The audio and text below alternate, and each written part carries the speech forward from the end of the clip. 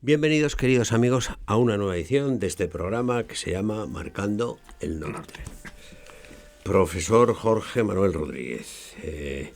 Seguimos con el cáliz. Acabó usted contándonos cómo llega a Roma, el cáliz. Ahora lo que queda saber es cómo va de Roma a Valencia. Claramente. Bueno. ¿Y si puede ser? Repita usted un poquito brevemente, ¿no? Para los que ojan, cómo va del cenáculo a Roma. Bien, vamos a ver, efectivamente... ¿Y por qué dice usted esto, claro? Bueno, pues efectivamente, vamos a ver, el cáliz que se supone, el cáliz de la última cena, cuando uno dice santo grial se refiere a la santa copa, porque grial es una palabra medieval del norte de la península española que significa copa para el vino. De hecho, en Galicia yo he visto pedir un grial de vino y no es decir, es una copa para el vino. Y entonces resulta que este cáliz sale teóricamente de Jerusalén en un momento determinado, pero de momento tiene que cumplir los requisitos, es decir, tiene que ser una copa que sea hábil para una Pascua judía. Para eso tiene que ser una copa pura, por eso tiene que ser de piedra. Entonces, no porosa. Efectivamente. Para poderla purificar. Claro. Y entonces tiene que cumplir los requisitos del cáliz de bendición. En toda Pascua judía hay una copa que es distinta a las demás, que es la que se bendice después de la cena, ¿no? Es decir, hay unas oraciones, luego se cena y luego hay otras oraciones de conclusión. Eso es una Pascua judía, ahora diríamos algo de eso. Pero, claro, por las pistas que nos dan los Hechos de los Apóstoles, el dueño de la casa es el dueño de la copa. Jesús no se lleva la copa. Es un hombre rico y entonces lo sabemos por lo que dicen los evangelistas. Y concretamente, pues nos dicen que cuando los cristianos se reúnen unos años después de la celebración de la Pascua por Jesús, que instituye la Eucaristía en ese momento, pues dicen que se reunían en la casa de María, la madre de Juan apellidado Marcos. Es decir, nos dicen los padres de la Iglesia, podemos deducir que ese Juan Marcos era el que nosotros conocemos como el evangelista Marcos. Marcos se va con Pedro a Roma y se lleva la copa de su familia, porque esto es lo que hacen los judíos habitualmente. Claro. Claro. A mí me contaron que hace un siglo, o sea, a principios del siglo XX, muchos judíos emigraron a Argentina. Lo primero que hacían al bajar del avión era abrir la maleta para ver si la copa de bendición había llegado bien, porque para los judíos ese es el enlace con el pueblo de la promesa, de la antigua alianza. Y por eso era muy importante que tuviera ese sentido, ¿no?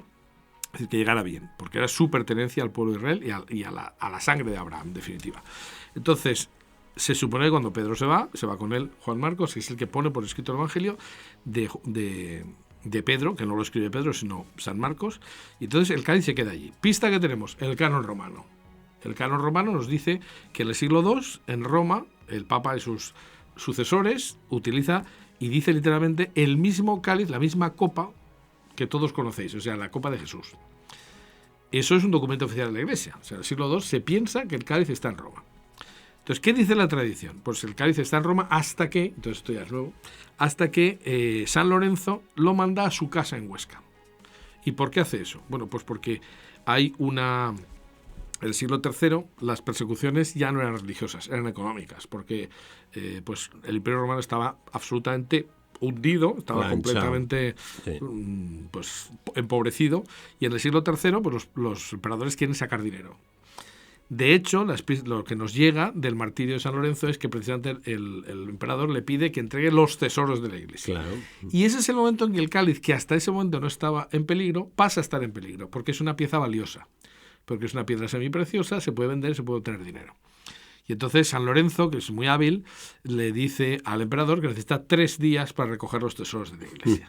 Claro, ¿qué es lo que dice la tradición? Pues que en esos días lo que hace es ponerlo a salvo. Entonces, hay una tradición oral que se puso por escrito bastante pronto, aunque no tenemos escritos en la época de San Lorenzo, pues sería imposible. O sea, no hay ninguna carta diciendo, este es el cáliz de Jesús, no la hay. Pero, claro, tiene su lógica. Es decir, San Lorenzo era el que repartía el dinero entre los pobres y era también, al ser diácono, el que tenía el cáliz. De hecho, cuando hay una misa, no sé si lo han visto ustedes, cuando hay una misa concelebrada y hay un diácono, cuando se alza el Señor, el diácono es el que levanta el cáliz. Porque eso es una cosa que tradicionalmente hacían los diáconos, eran los que se encargaban de la copa. Sí, sí. Entonces, San Lorenzo llega al emperador y le dice, según recoge, me parece que San Agustín es uno de los que lo dice, que le dice, el tesoro de la iglesia son los pobres. Entonces el emperador, que no tiene ni sentido sobrenatural ni sentido del humor, se cree que San Lorenzo le está cachondeando y dice, este señor me lo hacen vuelta y vuelta para que se acuerde, ¿no? Claro, entonces, si el cáliz efectivamente llegó a su casa, llega a Huesca. ¿Pero qué ocurre a continuación? Pues la caída del Imperio Romano, la invasión de los bárbaros, empieza el año 414 fue saqueada Roma por los bárbaros, o sea, es decir, no era un momento de devolver el cáliz en los siglos siguientes. Bueno, entonces el cáliz se queda en Huesca no había todavía diócesis, por tanto queda en manos de la familia de San Lorenzo, de cristianos de base, ¿no? Que diríamos ahora. Entonces, ¿qué ocurre? Pues que el cáliz se va a las montañas para salvarse con la invasión musulmana. En el año 711 los musulmanes empiezan a tomar la península, entonces hay un grupo de cristianos que no quieren caer en manos de los musulmanes. Entonces un grupo se refugia en la cornisa cantábrica y otros se van a los Pirineos aragoneses. La idea es que nuestro Cádiz se va a los Pirineos aragoneses y desde allí pues los cristianos están unos 300 años hasta que pues van cambiando de sede, pues la incipiente corte de Aragón, que por cierto Aragón es un río, que es el que da nombre al reino, están allí hasta que pues ya los musulmanes están en el sur, y entonces el rey de Aragón, Martín el Humano, pide a los monjes que le devuelvan el cáliz. En este caso los monjes de San Juan de la Peña, que eran donde había terminado todo el reducto ese de los cristianos. Entonces de San Juan de la Peña el cáliz sale hacia Zaragoza y cuando Martín el Humano muere sin descendencia se produce lo que se llama el compromiso de Caspe, que nadie habla de esto pero es fundamental en la historia de España, y entonces se decide quién va a ser el sucesor de Martín el Humano, que resulta ser no de la corona de Aragón sino de los Trastámara. Eso es lo que es la base de que unos años después se produzca la unión de España, porque son de la misma familia el rey de Aragón y el rey de Castilla, ¿no? Entonces, en ese lapso de tiempo, ¿qué ocurre? Pues que de repente los reyes que están en Aragón hablan aragonés, es decir, castellano, claro. Es decir, español. Claro. Entonces, concretamente, esto es histórico, parece que fue ayer, pero es histórico. Alfonso el Magnánimo, que es el segundo sucesor, jura los fueros en Barcelona en castellano, se organiza un follón del 7, mira tú, que digo que parece que fue ayer, pero esto ya lleva tiempo, se organiza un follón y entonces Alfonso el Magnánimo dice, pues si no estoy cómodo en Barcelona, levanto la corte y me voy a Valencia. Entonces esto lo desconocen hasta los valencianos, desgraciadamente. Es decir, donde estaba el rey, estaba la corte y estaba la capital. La capital, claro. Así como en Castilla es Toledo, en la corona de Aragón va variando. Entonces Alfonso el Magnánimo se viene a Valencia. Y por eso el siglo de oro es el siglo XV en Valencia. O sea, por eso hay dos papas valencianos, mira tú qué casualidad. Se escribe en lengua valenciana y se normaliza y se codifica la lengua precisamente en Valencia, llamándose lengua valenciana. El derecho marítimo valenciano se aplica en todo el Mediterráneo. Es decir, hay un montón de cosas que ocurren en el siglo XV. Se crea el primer manicomio del mundo, se crea uno de los primeros orfanatos de la Universidad Valenciana, Nueva York, en el siglo XV. Eso me dijo un historiador. ¿Lo puedes decir así? ¿Por qué exactamente eso? Y entonces, claro, ¿qué ocurre? Que Alfonso el Magnánimo intenta ampliar la corona de Aragón lo más posible, necesita dinero y para una lucha para Nápoles, para conquistar Nápoles, pide un préstamo a los canónigos de la catedral, que estaban forrados entonces. Y entonces pone en garantía del pago del préstamo su relicario, es decir, que incluye el Santo Cáliz. Es decir, todo el relicario de los reyes de Aragón acabó en la catedral de Valencia, porque Alfonso el Magnánimo no pagó. Entonces los canónigos ejecutan la garantía y se queda en el Santo Cáliz. Entonces ahí está, es decir, desde el siglo XV, me parece que es 1435, se queda en la catedral. O sea, por una deuda. Por una deuda, claro.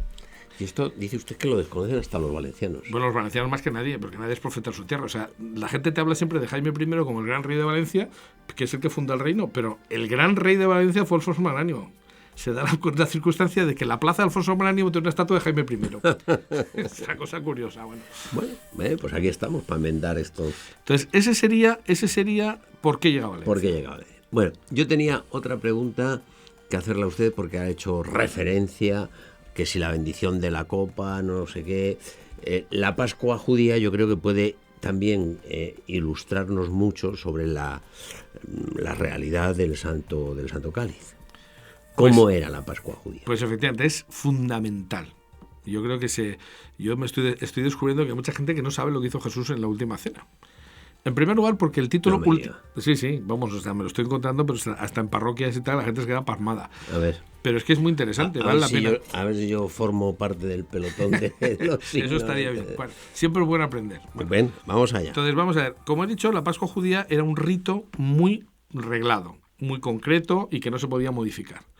Jesús no hace una última cena en el sentido de una cena de despedida por los amiguetes, porque ahora hay gente que piensa que es una cosa así. Sí, No. sí. Jesús voluntariamente hace una cosa que tenía que quedar porque lo que hace es tan chocante que los apóstoles no podían no darse cuenta de que estaba pasando algo extraño. En primer lugar, en una Pascua judía se bendicen 4 copas. En realidad la bendición judía es bendecir a Dios por la copa, no al revés. No bendecimos los alimentos, sino a Dios por los alimentos. Eso es lo que hacen los judíos. Y entonces, he dicho, la tercera copa es una copa especial. Y resulta que esa copa, que sería la copa que celebra la alianza, la salvación por la sangre del Cordero de los judíos que salen de Egipto y tal y cual, que es pues, uno de los puntos más importantes de la alianza con el pueblo de Israel, Jesús de repente dice algo insólito. Dice que va beber todos de él porque este es el cáliz de la nueva alianza en mi sangre para el perdón de los pecados. Estamos acostumbrados a oír eso y no nos damos ni cuenta de lo que dice. De lo que quiere decir eso. Que es muy importante, porque Jesús se reconoce... ¿Cuál era la primera alianza? Abraham. Claro. Y luego se amplía con David. Con la sangre de la circuncisión Claro, y tal, ¿no? y luego, y además es que son los descendientes de Abraham los que son el pueblo de la promesa, de la alianza. Claro. Pero entonces Jesús dice, la nueva alianza. Esto, para los de derecho, es muy fácil. Lo que hace es una novación. Es decir, es una... ¿Una qué? Novación. Es una renovación del pacto anterior, ampliándolo, modificándolo, pero manteniendo los elementos esenciales. Eso es lo que es una novación desde el punto de vista jurídico. Pero claro, ¿quién puede renegociar la hipoteca? El dueño. El que ha hecho la hipoteca anterior. Claro, es decir, el Jesús está diciendo que tiene poder para modificar la alianza de Dios con el pueblo de Israel. Está reconociendo que es Dios. Claro. Por eso la gente que no sabe cultura judía dice, bueno, ¿y dónde dice Jesús que sea Dios? No, claro, no. Y además, como dice usted, es una cena de despedida, la última cena de amiguetes. Eso es lo que piensa la gente. Pues no. Entonces Jesús lo que hace es que renueva, o sea, hace una innovación de la alianza, cambiando los elementos. Porque ahora ya no es la sangre de Abraham el que te hace pertenecer al pueblo elegido, sino su propia sangre. Y además dice para el perdón de los pecados. Bueno, pues hay una cosa que es un detalle que a mí me ha dejado impresionado cuando me he enterado, porque yo, católico toda mi vida, nunca había oído hablar de eso. A ver, ¿cómo dice? ¿Cómo es la fórmula? A ver. Dice que es la nueva alianza que será derramada por muchos para el perdón de los pecados, dice Jesús. Entonces es mi sangre, la alianza en mi sangre. Entonces, o sea que eso, claro, eso yo me imagino que se tuvieron que quedar turatos los apóstoles. sí, porque Jesús o está diciendo una cosa que es verdad o estaba como un cencerro, porque realmente, como va a decir que él es Dios y que además renueva la alianza y además que es ahora no en la sangre de Abraham, sino en su propia sangre. La pertenencia al pueblo elegido es de los que participan en su sangre. Entonces esa alianza implica que la cuarta copa, de la que no hemos hablado nada, la cuarta copa, que era el final de la Pascua, la cuarta copa lo que hace es el cáliz de consumación. Es decir, esta sería entonces la tercera copa. La tercera copa. Entonces, he perdido las dos primeras. Bueno, las dos primeras son antes de cenar, pero conmemoran distintos pasajes del Antiguo Testamento, ¿no? También antes de cenar se bendice el pan, pero se guarda una parte para después de cenar, curiosamente. Entonces, lo que parece que Jesús hizo, porque claro, no está contado todo lo que hizo, pero lo que parece que Jesús hizo fue consagrar el pan y consagrar la copa. Porque no solamente dice bebed y tal, dando gracias a Dios, sino que dice esta es mi sangre, esta es mi carne, ¿no? Entonces, la copa de la redención tenía que ser, cuando se concluyera, cerrada con la copa de la consumación. ¿Qué es lo que significa? O sea, tiene que haber 4 copas, ¿no? Claro, 3. Siempre, sí. Claro, pero justo el evangelista... ¿Dónde ha aprendido usted eso? Bueno, pues lo he leído en un libro de Scott Hahn, que es un fantástico teólogo que antiguamente yo era nunca protestante. Yo nunca había oído hablar. O sea, yo estoy en el pelotón de los que no lo sabían. Yo no había oído nunca hablar de las 4 copas. Pues este es un teólogo, Scott Hahn es un teólogo que fue protestante, se hizo católico cuando se dio cuenta de lo que significaba la Nueva Alianza, y la verdad es que ha hecho un libro fantástico de catequización que ya me gustaría a mí que lo siguiera la gente, porque te explica el catecismo de la Iglesia Católica, pero le da un punto de vista que yo no había oído jamás. Entonces, el evangelista dice, precisamente me parece que es el propio San Marcos, dice Jesús, después de consagrar la copa tercera, dice, no volveré a tomar... La copa tercera. Que es la... Habla de la copa tercera. No, dice después de la cena, pero es que después de la cena... Es la tercera. Claro, tiene que ser la tercera. Pero dice esto que... tendría que haber una cuarta copa, que es la de la consumación, pero Jesús dice, no volveré a tomar... Claro, esto tampoco le da ninguna importancia. Dice Jesús, no volveré a tomar del fruto de la vid hasta que esté en mi reino. Eso es rarísimo, dice, hasta que esté en ¿Por el qué? cielo. Y dice que ¿por qué? Depende también de las traducciones, porque hay traducciones. Va a beber vino en el cielo. Por eso no es casual. Jesús dice una cosa muy interesante, como vamos a ver. Entonces, y también dice que cantando el Jalel salieron al huerto de los olivos. ¿El qué cantaban? El Aleluya, el Jalel. Bueno, son una serie de salmos, pero después de esos salmos se toma la copa de la consumación, que es la que... o sea, en la Pascua judía. En la Pascua judía. O sea, hay que cantar el Jalel, el Aleluya. Y luego se bendice la cuarta copa y entonces luego es cuando salen. Pero dice, cantando el Jalel salieron. Y Jesús ha dicho, pero no volveré a tomar de la fruta de la vid hasta que esté en mi reino. Uy, ¿y dónde está la cuarta copa? Pues resulta que si nos damos cuenta, cuando Jesús dice que salen al huerto de los olivos, ¿qué es lo que dice Jesús en el huerto de los olivos? Es que tampoco nos enteramos. Dice Jesús, Padre, si quieres, pase de mí este cáliz. Que es teóricamente es la cuarta copa, que es la copa de la consumación de la promesa.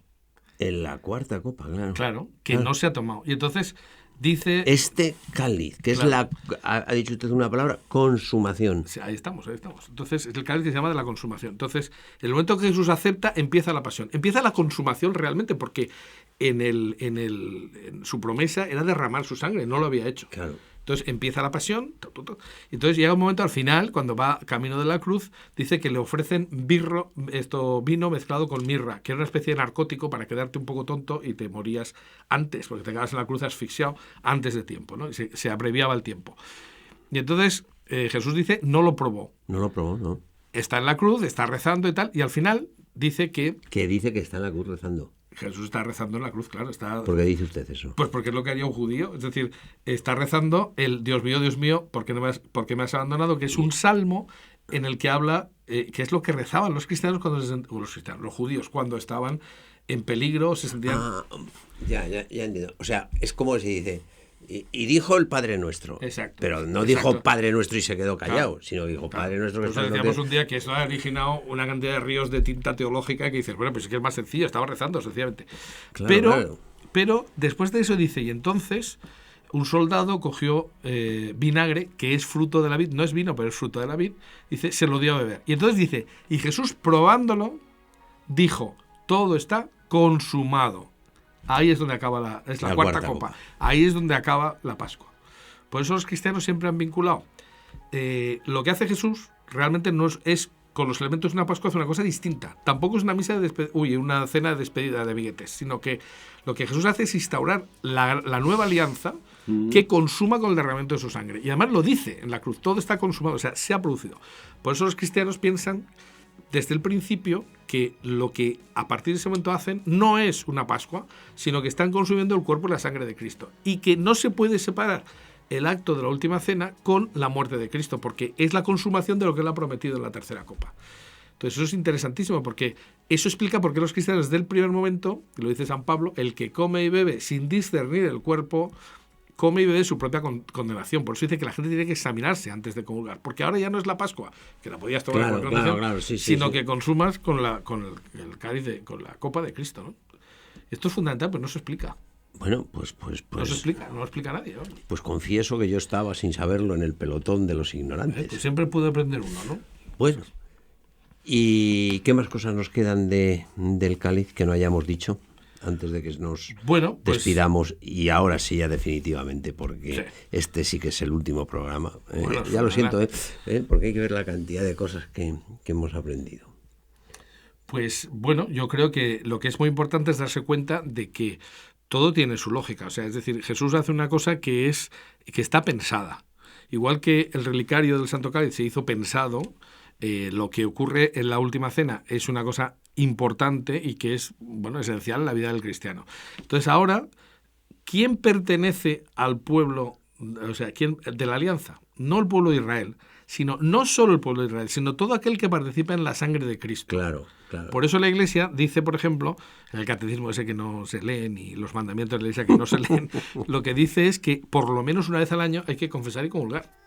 Porque nosotros tenemos que reactualizar en nosotros la alianza. Pertenencia. Claro. Entonces eso es muy importante, tiene una lógica aplastante.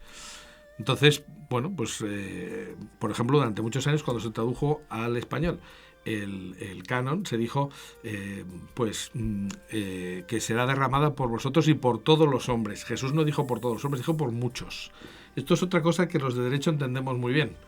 Cuando te hacen una donación, la donación no se realiza efectivamente hasta que el donatario no la acepta. O sea, aunque yo quiera hacerle un regalo a alguien, si él no lo acepta, no hay regalo. Por tanto, la redención por parte de Cristo subjetivamente es para todos los hombres. Pero no todos se salvarán, porque tienen que aceptar esa donación. Por eso, la misericordia de Dios exige que se acepte por parte del que la tiene que recibir. Fíjate, ahora entiendo yo el mandamiento de la Iglesia. Claro, porque hay que renovar la pertenencia. Igual que hacen los judíos. Por Pascua Florida. Claro, exactamente. Que yo no sabía en el catecismo aquello, lo de la Pascua. Entonces, ¿cómo los cristianos iban a olvidarse del cáliz? Pues no podían olvidarse. Primero, porque estaba en Roma. Segundo, porque sabían que era el mismo. Tercero, porque era un hecho fundamental. Porque a veces te dicen objeciones.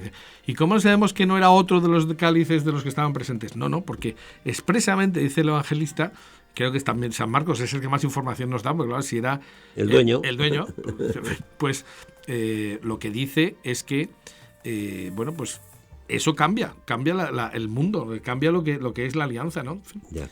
Hay un detalle curioso, que es una anécdota, pero bueno, que a lo mejor vale la pena decirla. Sí. Los padres de la Iglesia nos dicen que, bueno, lo podemos constatar todos. El Evangelio de San Marcos es el que habla de un personaje curioso que aparece en el emprendimiento de Cristo. Cuando está en el Huerto de los Olivos, dice, había un chico joven cubierto su cuerpo solamente en una sábana. Sí. Entonces echaron mano y él, soltando la sábana, huyó desnudo. Dices, ¿por qué te cuenta eso? Que es un poco chocante dentro de un momento tan importante. Porque era el niño de la casa. Y además uno se lo puede imaginar. Si ese niño tenía, vamos a suponer, típico adolescente que quiere ser mayor, ¿no? Entonces, cuando los apóstoles con Jesús se van, el niño de la casa preguntaría, ¿yo no puedo ir con ellos? Claro. Y el hombre se va y le echan mano y él huye desnudo. Esto es muy de los evangelistas. Los evangelistas de los 4 evangelios canónicos no dicen quién es el autor. En los apócrifos siempre se dice, yo soy no sé quién, yo soy no sé cuántos. Pues en el caso de San Marcos, lo que dice es que se pone como el niño que huía. Entonces, eso tiene su lógica. San Juan, por ejemplo, siempre dice el discípulo amado, no se cita yo. Yo, sí, es verdad. Entonces, esto es curioso porque eso es una prueba de su humildad y de su autenticidad. No pretenden ser nadie importante. Bueno, una última pregunta. Este cáliz, sino el original. El original del que se ha hecho esta réplica y que tanto nos ha servido para estos programas, ¿en Valencia? ¿Dónde? En la capilla del Santo Cáliz. Entonces, ahora, pues recientemente se ha cumplido el centenario de la estancia. Desde 1916, el cáliz se encuentra en una capilla específica, que era, y claro, la gente dice, entras en la catedral y te tienes que meter por un pasillo y tal, ¿por qué está en un sitio tan poco tal? No, es que la capilla que era desde el Santo Cáliz era la antigua aula capitular, es una preciosidad de capilla. Y ahí se reunía el capítulo de los canónigos, ahí fue la Facultad de Teología, ahí San Vicente Ferrer predicó muchas veces, pero no predicó misa, sino que dictó clases, y también fue donde se hacían cortes del Reino de Valencia, y donde está el Santo Cáliz, donde se sentaba el rey de Valencia cuando ejercía como tal. Por tanto, está en un sitio de honor. Santo Cáliz está ¿Y donde que se puede ver? Se puede ver, hay un cristal blindado y tal, pero que lo protege, pero uno puede entrar y puede verlo. Y además es una maravilla de verlo de cerca. Bueno, pues ya sabemos lo que hay que hacer cuando se vaya a Valencia. Después de ver este programa, no podemos dejar de ir a la catedral a ver el Si tenemos un minuto, diría una cosa. Medio minuto. Los 2 papas que han visitado Valencia, San Juan Pablo II y el Papa Benedicto XVI, el primero lo pidió expresamente, el otro lo aceptó claramente, celebraron con el Santo Cáliz. Bueno, pues ya está. Buena anécdota para acabar. Profesor Jorge Manuel Rodríguez, muchas gracias. Bueno, ¿se ha servido de algo? No, de mucho. A mí, por lo menos, y a nuestros espectadores también, todas estas sesiones magníficas sobre, en definitiva, el hecho más importante, que es nuestra propia redención, que es lo que ha estado detrás de todas estas enseñanzas tan bonitas, tan claras, tan apasionantes que nos ha enseñado el profesor Jorge Manuel Rodríguez. Muchísimas gracias. Y a todos ustedes, queridos amigos, muchas gracias por haber estado con nosotros. Traeremos a otro invitado. Hoy ya no le digo. Muy bien, porque si no, al final lo va a tener. Traeremos a otro invitado y haremos otra edición de este programa que se llama Marcando el Norte.